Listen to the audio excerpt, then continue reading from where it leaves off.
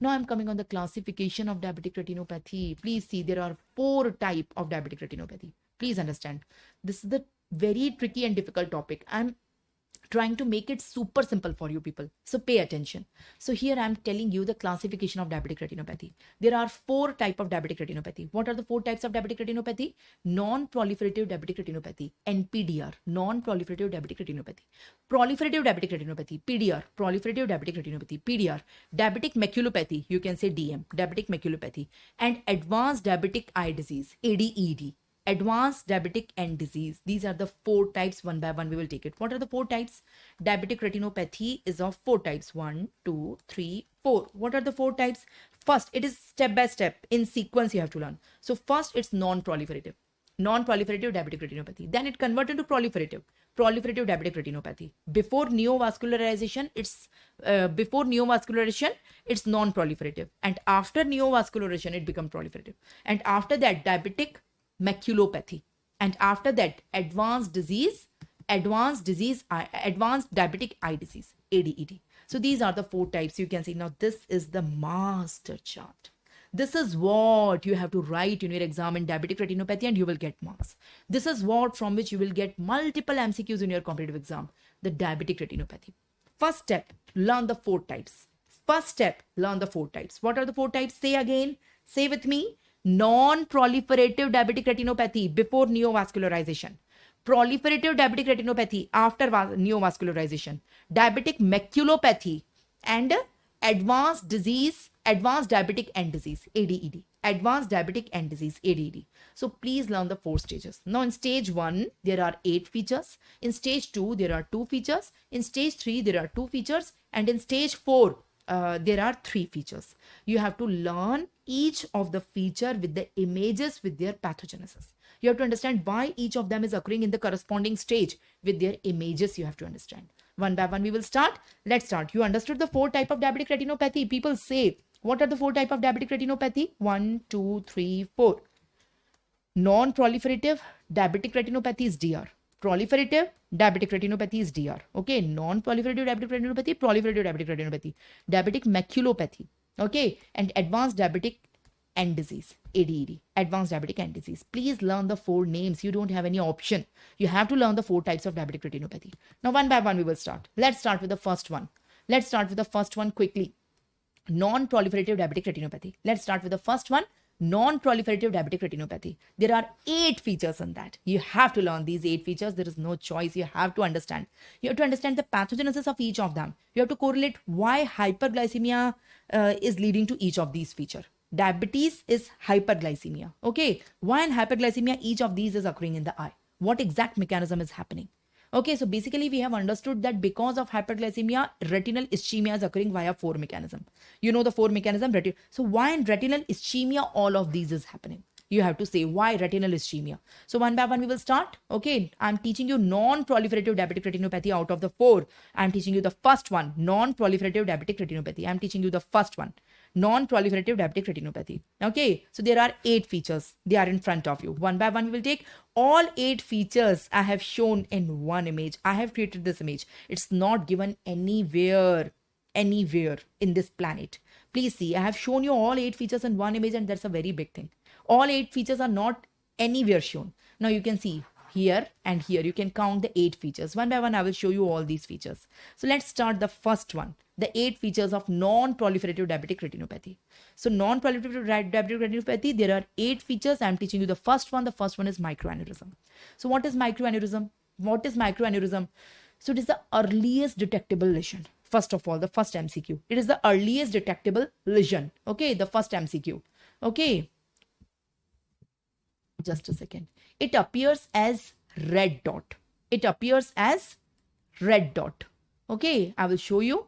So basically what is happening now, because of retinal ischemia, the retinal capillary, it is a retinal capillary, appreciate. In the retinal capillary, what are the layers? This is endothelial cells. Inner is the endothelial and outer is the pericyte. And in between the two, there is basal lamina. So this is basal lamina. Inner to the basal lamina, there are endothelial cells. There are endothelial cells, and outer to the basal lamina, there are pericytes. there are pericytes, you can see. Okay, now because of retinal ischemia, why it is happening, I will not explain again and again. You know the 4-5 mechanism which is leading to retinal ischemia: the sorbitol accumulation, the ages, the free radical. Okay, you know the mechanism. Because of all these mechanisms, the retinal ischemia is there. I will not say again and again why it is happening. So retinal ischemia is leading to loss of pericytes. Loss of pericytes. Okay, the pericytes are damaged. The pericytes of the retinal blood capillaries are damaged. They are lost. So there is loss of pericytes. Since the pericytes are lost, the blood will come out of the capillary and form small bags. You can see it is aneurysm, small microaneurysm, small microaneurysm. So focal dilatation of the capillary wall, and it is known as microaneurysm. Multiple microaneurysms are formed. I hope you got it. So you can see this is a capillary, retinal capillary. You can imagine in this capillary the pericytes are lost. Since the pericytes are lost in this capillary, the blood will leak out and it will form small aneurysm. Since the capillary is losing the parasite, small microaneurysms are formed. So you can correlate how hyperglycemia is leading to this in the eye, in the blood vessels of the eye, in the retinal blood vessels. So in the retinal blood vessels, microaneurysm is formed. This is the earliest detectable lesion. It is seen mainly in the macular area. So this is the earliest. Okay, see this diagram? Now see the individual diagram. In this diagram, can you appreciate these are small microaneurysm? You can see small microaneurysms are seen. They are at many places. Okay, small microaneurysm. In this diagram, you can appreciate here is the microaneurysm. Appreciate these dots. Small microaneurysms are there. Small. So the first change is microaneurysm. Why microaneurysm is occurring? Because of loss of pericytes of the retinal blood capillaries. So we will say retinal capillaries, because of retinal ischemia, the retinal capillaries loses the pericytes. Since they loses the pericytes, the blood leak out and form the focal dilatation that's known as microaneurysm. So that's the first change. Coming on the second change now. Now, coming on the second feature. The second feature is retinal hemorrhage. We have already seen microaneurysm was the first feature. The second feature is retinal hemorrhage. Why retinal hemorrhage occur? Because of the capillary is leaky. I'm talking about retinal capillaries. The retinal capillaries are leaky. I told you retinal ischemia. Why retinal ischemia occur? Because of the 4 mechanism of hyperglycemia. Hyperglycemia leads to retinal ischemia, and retinal ischemia leads to leaky capillaries. It leads to leaky retinal capillaries. The retinal capillaries become leaky, they rupture and they form the retinal hemorrhage. The 2 type of hemorrhage, superficial hemorrhage and deep hemorrhage. I already taught you the 4 type of hemorrhage. Watch my previous session. Out of the 4 type, the 2 type of hemorrhages are occurring here. The superficial hemorrhages are flame shaped. I already taught you. And the deep hemorrhages are dot blot. So superficial and deep, both hemorrhages are there. You can appreciate the small hemorrhages here. Can you appreciate the retinal hemorrhage? You can appreciate the small dots here. So it is retinal hemorrhage. Out of the 8 features, this is the second feature, microaneurysm, and the second is retinal hemorrhage. Can you appreciate the retinal hemorrhage over here? Can you appreciate the microaneurysm here? See, these are small microaneurysm, the focal dilatation. Now they will rupture and they will come out. So they will lead to hemorrhage. So initially, this is a capillary. So suppose this is a capillary. This is a capillary, retinal capillary. Initially, the loss of pericytes occur in this. Because of retinal ischemia, the pericytes of the capillary are lost. So initially there is focal dilatation. These are known as microaneurysm. Okay. Now these aneurysm will rupture. They will rupture and the blood will come out. So that will lead to hemorrhage. I hope you are getting it. So I told you the first feature was microaneurysm. Okay. The second feature is retinal hemorrhage. Both of them are due to loss of pericytes of the retinal capillary because of retinal ischemia. Now third is retinal edema. Retinal edema is also due to capillary leakage. Okay, the retinal capillaries are leaky. So, the fluid leak out and it will lead to retinal edema or retinal thickening because of retinal ischemia. Everything is occurring because of retinal ischemia in non-proliferative diabetes. Okay, diabetic retinopathy. You can appreciate this is normal retina. Appreciate the thickness. You can see this is thickened or edematous retina. In edematous retina, see the thickness. The thickness increases. We are measuring the thickness on the, on this investigation, we are measuring the thickness. So you can see the retina is thickened. So you can appreciate it here. The retina is thickened in this area. You can appreciate. So we can appreciate the microaneurysms here, retinal hemorrhage here, and retinal edema here. So till now I taught you the 3 features: microaneurysm, retinal hemorrhage, retinal edema. All of them are related to retinal capillary. So imagine this is the retina in a patient who have the diabetes. Imagine this is the retinal capillary of the retina. This is a normal capillary. But if a person is having hyperglycemia, the person is having retinal ischemia, because hyperglycemia leads to sorbitol accumulation, free radical accumulation, all these ages accumulation that leads to retinal ischemia. Because of retinal ischemia, the pericytes of this capillary are lost. The pericytes of this capillary are lost. Now, what's going to happen? Three things are going to happen. First of all, in this capillary, small microaneurysms are formed. Small focal dilatations are formed in this capillary. These are microaneurysms. Second, some of them rupture. So that will lead to hemorrhage. And third, the fluid leaks out. The fluid leaks out of the capillary. That will lead to retinal edema or retinal thickening. Okay, so these three things are related to the retinal capillaries are leaky because of loss of pericytes. Okay, now the fourth is hard exudate. Hard exudate and soft exudate. Two type of exudate. You already know the two type of exudate. So what is hard exudate? Hard exudate, you know, the capillaries are leaky. From the capillaries, lipoproteins will leak out and they will deposit over the retina. So suppose this is the retina. This is the capillary inside the retina. Because of retinal ischemia, the capillary become leaky. And because the capillary become leaky, the lipoprotein present inside the capillary leak out and form deposits in the retina. So these are yellowish deposit, with, very firm margin. They are firm, yellowish, and they have sharp margin because they are made up of lipoprotein. The lipoprotein from the capillary leaks out because the capillary become leaky, and that's the hard exudate. I already taught you hard exudate in episode 1 or 2, I guess. Okay. So they are made up of lipoprotein. Okay. They are yellowish white. They have sharp margin.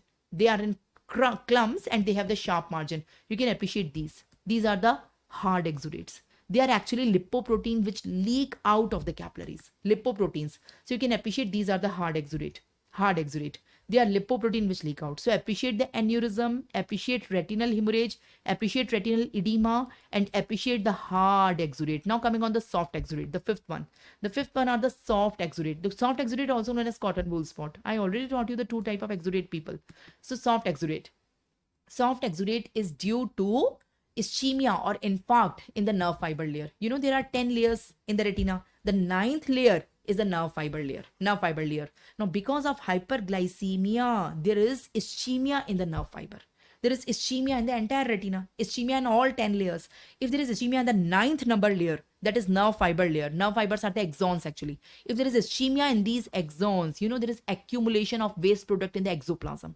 There is accumulation of waste product in the exoplasm, and this will appear as soft fluffy lesions, and that's known as soft exudate. Since they look like cotton, it is also known as cotton wool spot. The soft exudates also known as cotton wool spots. Okay, you are getting it. You can see these are the cotton wool spots. Appreciate these are the soft exudates. They have the margin is feathery. They have feathery margin and they don't coalesce with each other. They are whitish or yellowish in color. Appreciate the soft exudate. This is the soft exudate. This is a reason for the soft exudate. I hope you got it. So till now I taught you five abnormalities. 5 abnormalities. Yes or no? So let me finish all 8. Then I will try to draw all 8 in one page. Okay. So I will relate everything with the retinal ischemia. The central pathogenesis is retinal ischemia because of hyperglycemia that is leading to all these abnormalities. Now the next is venous abnormality. The venous abnormality occurs in ischemic zone. I told you the ischemic zones in the retina is known as capillary non-perfusion zone. The ischemic zone, the veins become abnormal in the ischemic zone. The veins will bead, loop, or dilate. Can you see the veins? You can see the beading in the veins. Normally the veins are straight, but here the veins become beady. They become bead. They form the beads. They form the loops. They dilate. Because the zones are ischemic zones, non-perfusion zones. To compensate, the veins are doing so. Appreciate the veins. Appreciate the veins. These are venous abnormalities. Appreciate the venous abnormalities. So each abnormality out of the 8, I'm showing you individually also, and I'm showing you in this diagram also. The diagram which shows all 8. Appreciate the venous abnormality. Appreciate the vein. The vein become wavy. The vein become tortuous. The vein become beady. Okay, so that is the venous abnormality. The next is IRMA. Please understand, people, what is IRMA? Intraretinal microvascular abnormalities. Intraretinal microvascular abnormalities. Please understand, normally this is artery, this is vein, and this is the capillary joining the artery and vein. Say yes. Okay, normally it is like that. But when this is normal, now suppose in this area there is ischemia. See the artery. See the artery is obstructed. Suppose this is retina. In the retina, suppose this artery, the retinal artery is obstructed. The mechanisms, because of hyperviscosity, Rowlex formation, the retinal artery is occluded. It is obstructed. So this zone become ischemic zone. this zone of the retina is not getting the pure blood. It will become ischemic zone. So the capillaries in this area which connect the artery and vein become abnormal because of the ischemia, and they form AV shunts. They form AV shunts. And those AV shunts, can you see the AV shunts? These arteriovenous shunts known as IRMA, intraretinal microvascular abnormalities. IRMA. So IRMA, intraretinal microvascular abnormalities are actually AV shunts. These AV shunts are known as IRMA. These AV shunts are known as IRMA. Okay, so they are, how they are seen? You can see they are seen like this. Can you see these all a cluster? You can see this abnormal clusters. It is IRMA. You can appreciate it here. You can see this one is IRMA. Appreciate.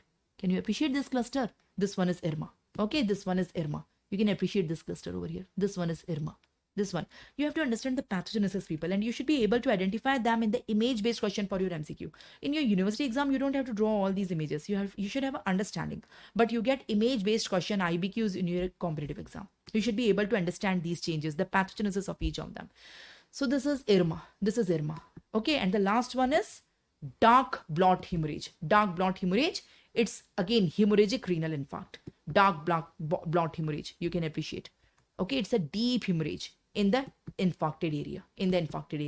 So you can appreciate here we are having dark blot hemorrhage. You can say the deep hemorrhage. You can see the 8 changes in front of you. I have shown you all 8. Count 1 2 3 4 5 6 7 8. All 8 changes in one diagram I have shown you. Appreciate the microaneurysm here, the first one. Appreciate the retinal hemorrhage here.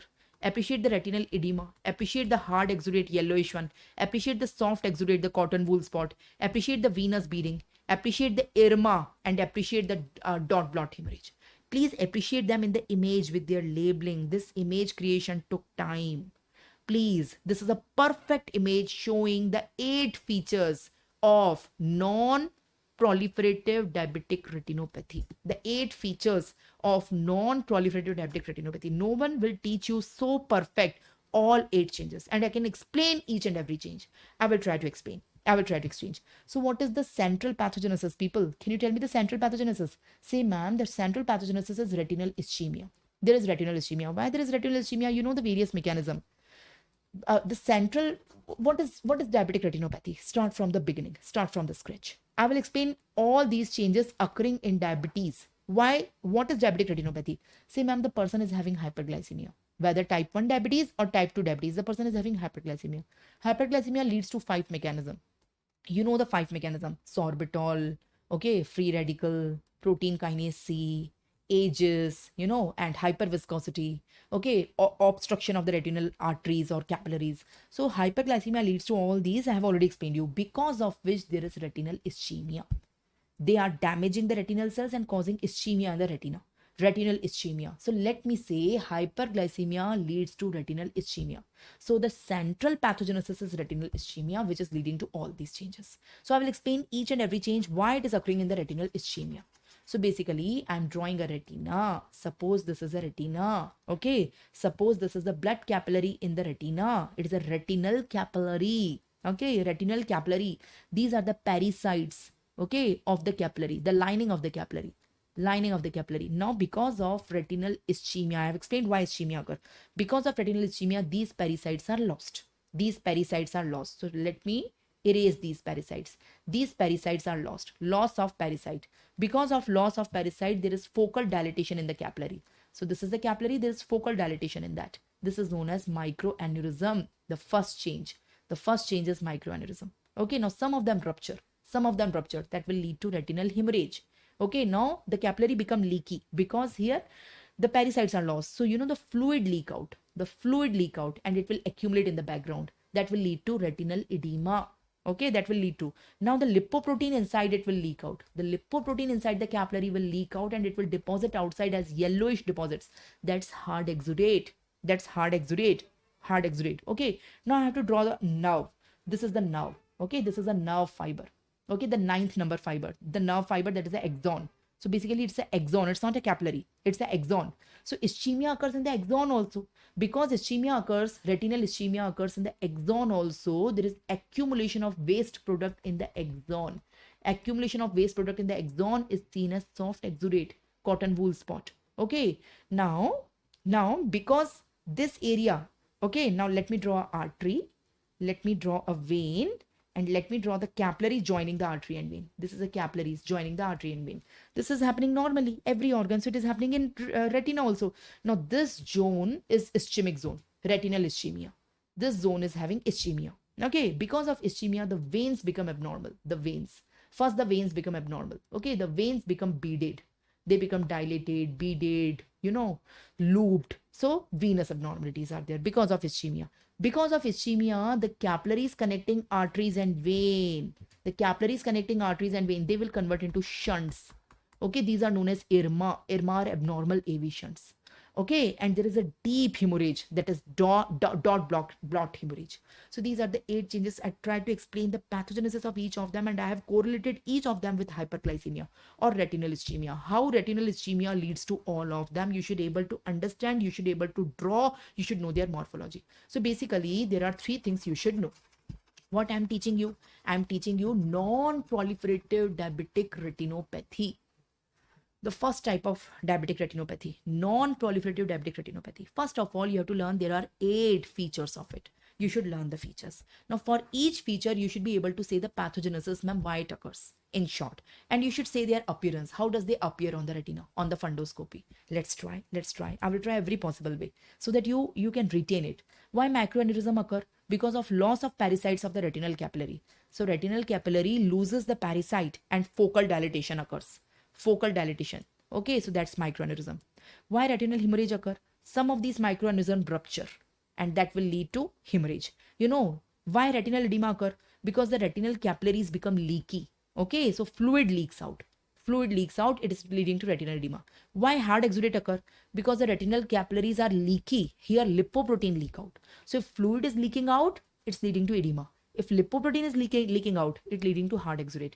Why soft exudate occur? Because the axons are ischemic. In the axons, in the exoplasm, the waste product accumulate and that leads to soft exudate or cotton wool spot. Why venous abnormality occur? Because of retinal ischemia, the veins become abnormal. They showed looping, dilatation, like that, beading. That's venous abnormality. Because of ischemia, the capillaries become abnormal. Okay, and they form AV shunts. These AV shunts are IRMA.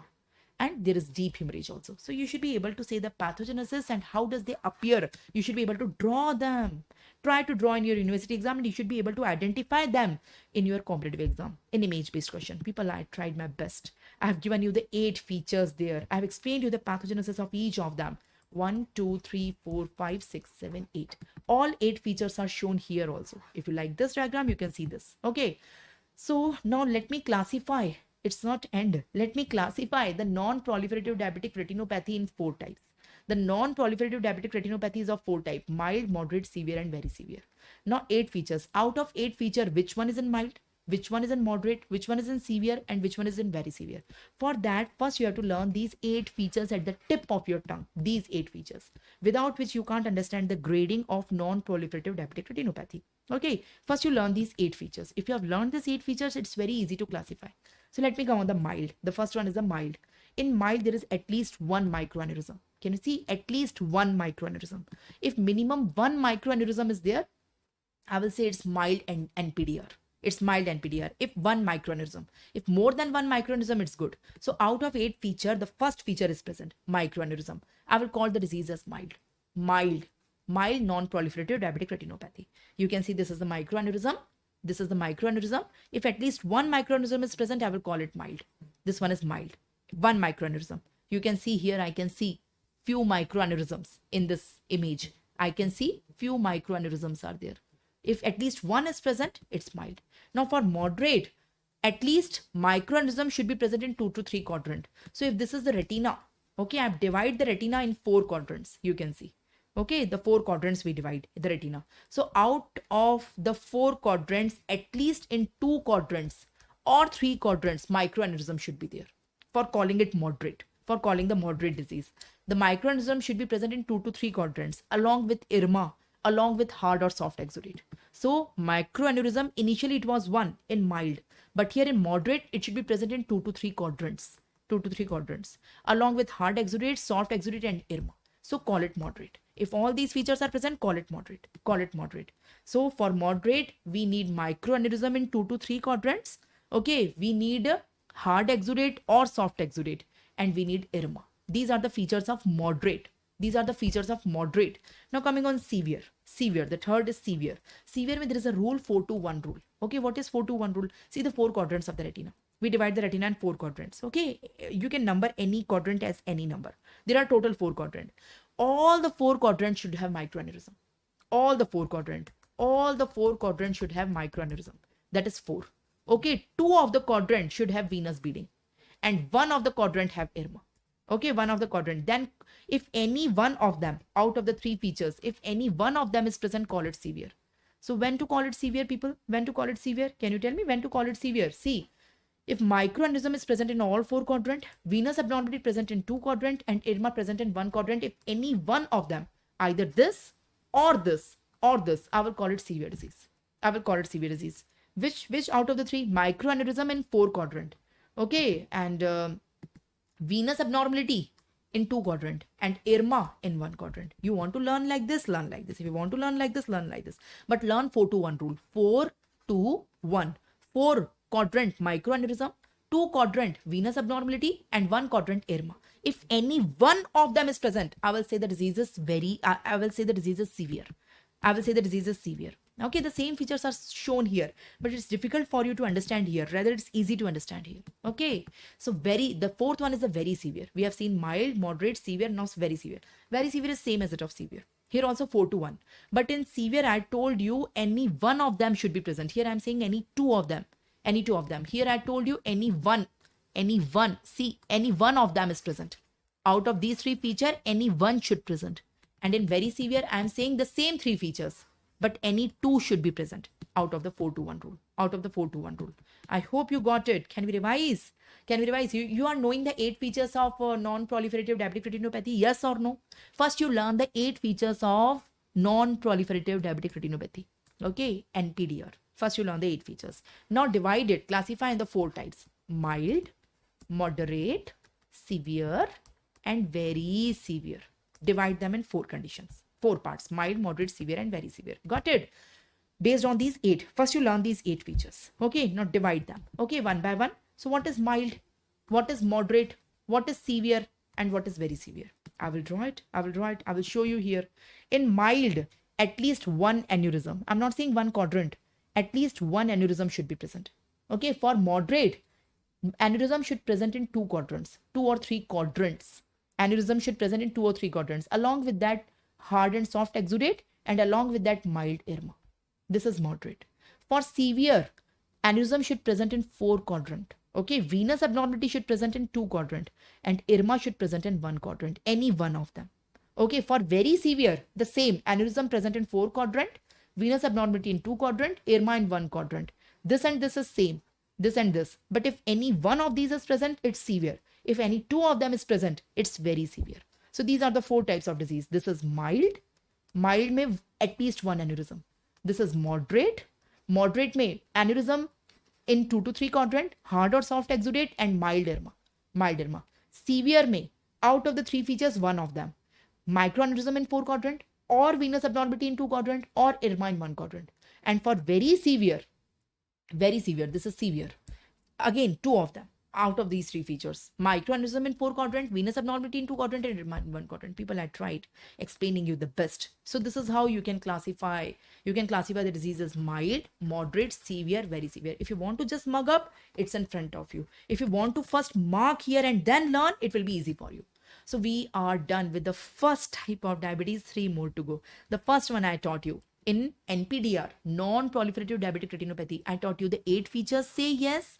I taught you the 8 features, say yes. And I classified it mild, moderate, severe, and very severe.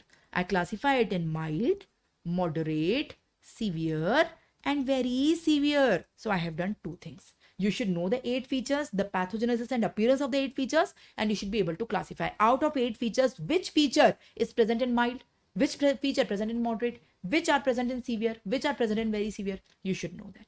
Now coming on the second type. The second type is proliferative diabetic retinopathy. The second type is proliferative diabetic retinopathy. What is proliferative diabetic retinopathy say?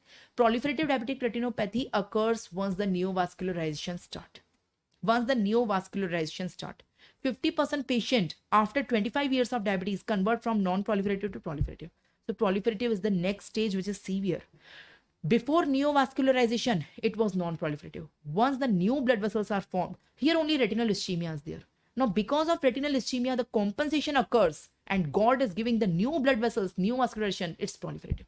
So if only retinal ischemia, it's non-proliferative. If retinal ischemia leading to neovascularization, it's proliferative. So second type of diabetes is proliferative. I taught you now. So retinal ischemia, till retinal ischemia, it's non-proliferative. But once the neovascularization occur as the compensation, it's proliferative. You can see this is neovascularization. You know, in the ischemic zone, as a part of compensation, the new blood vessels are formed which are leaky, which get ruptured. This is neovascularization. Okay, it is of two type. It is of two type. Please understand the two types over here. I will say two types of neovascularization. What is neovascularization? First, you understand what is neovascularization. Neovascularization is formation of new blood vessel in the ischemic zone of the retina. Suppose this is retina. Okay, in the retina, these are the blood capillaries. Now, in this blood capillary, you know, microaneurysm, hemorrhage, all these things are happening, because of which few zones of the retina become ischemic. The capillary is not supplying the blood to them. These are ischemic zones. Now, in the ischemic zone, as a compensation, the new blood vessels, a cluster of new blood vessels are formed. This is known as neovascularization. Now, neovascularization is of two types. Please understand. The neovascularization is of two types. What are the two types of neovascularization? Neovascularization at disc, it is known as NVD. And neovascularization elsewhere, it is known as NVE. NVD, NVE. Neovascularization at the disc and neovascularization elsewhere. What do you mean by that? Now, please understand. Can you see? This is retina. On the retina, we have optic disc. I taught you, watch my first session of anatomy, people. This is optic disc. So if the neovascularization is occurring where this is disc, yes or no, please understand. This is optic disc. Say yes, this is optic disc. Okay, you know the diameter of optic disc. I taught you optic disc is vertically oval. The horizontal diameter is 1.76 and the vertical diameter is 1.88. So 1.76 and 1.88. These are the diameters of the optic disc, if you remember my first session. Yes, this is optic disc. Now I am taking the center of the optic disc and I am taking an area, this area. Say, ma'am, what is the diameter of this area? What is the radius of this area? From the periphery of the optic disc. This is the optic disc. See the periphery of the optic disc. I am taking one more optic disc as a distance. Okay. So basically from the periphery of optic disc, I am drawing one more optic disc everywhere.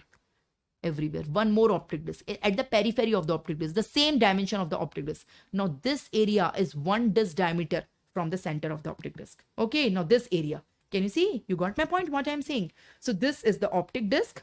I'm marking an area around the optic disc. Say, ma'am, what area? I'm not taking assumption, ye area. I'm saying exact area.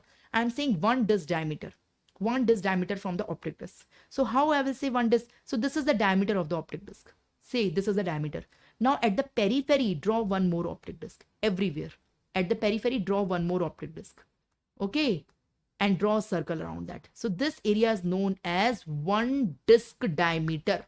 One disc diameter area around the optic disc. So around the center of the optic disc, I have taken one disc diameter area around the optic disc. So this area, can you see this area? Can you see this blue circle? So this blue circle is one disc diameter. One disc diameter from optic disc, from center of optic disc.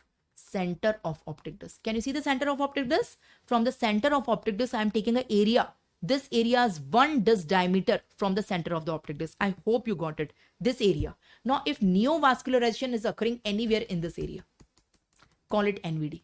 Neovascularization at disc. If neovascularization occur anywhere else, call it NVE. Neovascularization anywhere else. Okay, E for else, D for disc. So if neovascularization is occurring in one disc area, anywhere around the optic disc, it is called as NVD. And if it is occurring outside that area, it is NVE. I tried, people. I tried very hard. No one will try so hard. Got it? Now read it. You will get it. So what is NVD? NVD is the neovascularization either on the disc or within one disc diameter of the optic disc. within that blue circle. That blue circle is one disc diameter of the optic disc. So if neovascularization occurring on the disc or within one disc diameter of the disc, it is known as NVD. If it is occurring anywhere else away from the one disc diameter, it is known as NVE. So you got this diagram. In this diagram, what I have shown you, in this diagram, can you see the retina, posterior pole of the retina? Can you see the optic disc in that? Yes. So this is the optic disc. Okay, now what is this blue circle? This blue circle area is one disc diameter area. One disc diameter ka area we have taken around the center of the optic disc. How I have taken this? So I have from the periphery of the optic disc. Okay. This is the posterior pole. This is the optic disc. Okay. At the periphery of the optic disc, I am drawing one more optic disc. One more optic disc at the periphery. At the periphery. And I am marking this area. So this area is one disc diameter from the center of the optic disc. Now, if neovascularization is occurring anywhere in this area, if the neovascularization is occurring on the optic disc, or within one disc diameter of the optic disc, I will call it NVD. If it is occurring outside to one disc diameter anywhere else, I will call it NVE. So NVD and NVE, you can see the diagram. Can you see the optic disc in this diagram? Appreciate the optic disc. This is optic disc. Okay, and this area, you can see the neovascularization in this area. It is within one disc diameter. So this one is NVD. Okay, and here the neovascularization is in this area. It is away from the optic disc. It is more than one disc diameter from the optic disc. So it is NVE. It is NVE. If you have any doubt, please do ask later on. Here you can see the two types of neovascularization. Now the things will become more tricky, people. First, you understand the two type of neovascularization, NVD and NVE. Here I have shown you NVD as well as NVE. Everyone got it? What is NVD, NVE? If neovascularization is occurring in this area, I will highlight. If neovascularization occurring in this area, okay, on the disc or within one disc diameter of the disc, okay, this is known as NVD. If neovascularization occur anywhere else, away from the one disc diameter of the optic disc, it is known as NVE. So yellow color is NVD, neovascularization on the disc, and green color is NVE, neovascularization elsewhere. Okay, so everyone got it? If neovascularization occur here, anywhere here, it is NVD. If neovascularization occur anywhere outside it, it's NVE. So please appreciate the two type of neovascularization. Neovascularization at the disc, NVD, and neovascularization elsewhere, that is NVE. I hope you got it. Now you will understand the two type of proliferative diabetic retinopathy. If you understood the concept of NVD and NVE. Now there are two type of proliferative diabetic retinopathy. Proliferative PDR, the two type of PDR without high risk factor and with high risk factor. PDR without high risk cases, PDR with high risk cases. Okay, so PDR without high risk features, there is no high risk features. Okay, and PDR with high risk features, so there are three high risk features. Now they are tricky to understand. Please do understand. I will try. First, say NVD. Here I will draw NVD. Here also I will draw NVD. And here I will draw NVE. You understand what is NVD and what is NVE. I will draw the neovascularization. Okay, here I will draw the neovascularization whose area is less than 1/4 of the disc area. So I am drawing neovascularization in this area, NVD. So suppose this is my neovascularization. This is this focus. I will measure its area. What is the area of this? I will measure its area. The area of this neovascularization I will measure. I will measure with a scale. Okay, if it is less than 1/4 of the disc, it's a small neovascularization. It's a small, see, it's a pinpoint neovascularization I'm drawing here. But it is an NVD. The area is NVD, but its area, okay, if I measure its total area, this area, if I measure it, if it is less than 1/4 of the disc, okay, so along with it, we need vitreous hemorrhage or preretinal hemorrhage. Vitreous hemorrhage or preretinal hemorrhage must be present to make it high risk. If the area of this is less than 1/4, and if the area of this is more than 1/4, if the area of this neovascularization in NVD only, this is NVD, this is NVD. You can see the location. Here the location is NVD. It is within one disc diameter of the optic disc. Here also one disc diameter of the optic disc. But here the area of the neovascularization is less than 1/4 of the disc. Here the area of neovascularization is the big. It's more than 1/4 of the disc. Okay, so here even without vitreous hemorrhage, I will take it as high risk. Okay, I hope you are getting it. So even without, you can appreciate even without, here vitreous hemorrhage is compulsory. Here even without vitreous hemorrhage, I can take it as high risk. Both of them are NVD. NVD. First, you understand these two. So this is NVD. This is NVD. Okay. Say where are the NVD? See the two diagram. See the first two diagram. See the first two diagram. So here I want to draw NVD. Here I want to draw NVD. So draw it now. Draw the neovascularization in the area of the NVD, in the location NVD. So here I am drawing neovascularization, but it's very small. Here I am drawing the neovascularization. It's a big. Now measure the area. Measure the area of neovascularization. Is it less than 1/4 of the disc, or is it more than 1/4 of the disc? If it is less than 1/4 of the disc, you want to make it high risk. Vitreous hemorrhage is compulsory. If the area itself is more than 1/4 of the disc, so even without vitreous hemorrhage, I will take it as high risk. I will take it as high risk. Okay. And if it is elsewhere, now here I want to draw NVE. NVE. Okay. So here I have to take a big area. I have to take a big area. It should be more than, because it is elsewhere, no? It is elsewhere. So it should be more than half of the disc. It should be more than, this area should be more than half of the disc area. Half of the disc area. And here also vitreous hemorrhage is compulsory.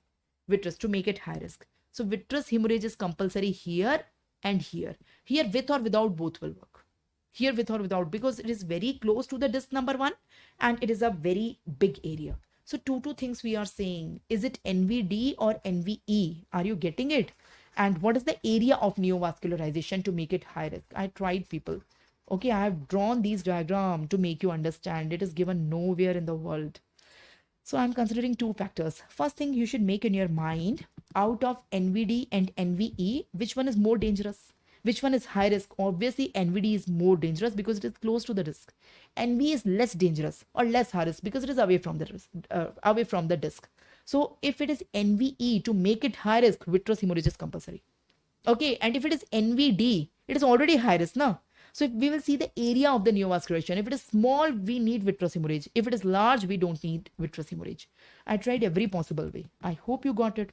So what are the 3 high risk factors? Let's try. What are the 3 high risk factors for proliferative diabetic retinopathy, PDR? Tell me the 3 high risk factors for PDR. See, ma'am, you have to draw NVD. NVD are already high risk. Here the neovascularization is within the disc, very close to the disc. And here we will draw NVE. So let's draw it. So I'm drawing here a small NVD. Here I'm drawing a large NVD. And here I'm drawing a large NVE. Okay. Now measure the area of that neovascularization. Measure this area with a scale. Okay. If it is less than 1/4 of the disc area. If this is less than 1/4 of the disc area, to make it high risk, vitreous hemorrhage is compulsory. Okay, if this area is more than 1/4, so this alone is sufficient. We don't need vitreous hemorrhage to make it high risk. It's already high risk. Vitreous hemorrhage present or absent, we don't mind. Here vitreous hemorrhage should present. Here vitreous hemorrhage present or absent doesn't work, because here the neovascularization is already more than 1/4 of the disc. And if it is elsewhere, okay, elsewhere is low risk now. So the area should be not 1/4, it should be more than half of the optic disc. And here vitreous hemorrhage is compulsory. So vitreous hemorrhage is compulsory in the first and third, not in the second. If you understood, very good. If you didn't understood, learn it. You have to learn it. I tried possible way to understand. So I'm making it high risk. To make it high risk, these are the 3 risk factors. Okay, these are the 3 risk factors. VH is vitreous hemorrhage and PRH is preretinal hemorrhage. So vitreous hemorrhage and preretinal hemorrhage, both I am taking here in consideration. So these are the 3 risk factors. So tell me the 3 risk factors. So say, ma'am, NVD. What I'm telling you? I'm telling you the high risk factors, high risk features for proliferative diabetic retinopathy. There are 3 high risk features. One is NVD, second is NVD, third is NVE. Neovascularization at disc, neovascularization elsewhere. Okay, here the area of neovascularization, if it is less than 1/4 of the optic disc or more than 1/4 of the optic disc. If it is less than 1/4, to make it high risk, we need vitreous hemorrhage or preretinal hemorrhage. But if it is already more than 1/4, so whether vitreous hemorrhage is present or absent, preretinal hemorrhage present or absent, that doesn't matter. That doesn't matter. But if it is elsewhere, first of all, its area should be more than half of the optic disc. And to make it high risk, vitreous hemorrhage should compulsorily present. I tried very hard. I think so. So these are the 3 high risk factors if you want to learn. So that is the 2 types of proliferative diabetic retinopathy. the two types of proliferative diabetic retinopathy you can see. Okay, without high risk factor, with high risk factor, the three high risk factor. Here, the three high risk factor I already taught you, the two type of diabetic proliferative diabetic retinopathy. So with three high risk factor, NVD area less than 1/4 plus vitreous hemorrhage. NVD area more than 1/4 of the optic disc with or without vitreous hemorrhage, and NVE area more than half of the optic disc plus vitreous hemorrhage. These are three high risk. And if it is anywhere else, any else condition apart from this, it is known as non-high risk. It is known as non-high risk. So there are two type of proliferative diabetic retinopathy, non-high risk and high risk. So we are done with proliferative also. So here I taught you in non-proliferative diabetic retinopathy, there are 8 features. Based on these 8 features, I classified mild, moderate, severe, very severe, if you remember. I have classified. And the second I taught you proliferative diabetic retinopathy, which is of two types, without high risk factors and with high risk factors. The high risk factors are 3 and you know them. You know them.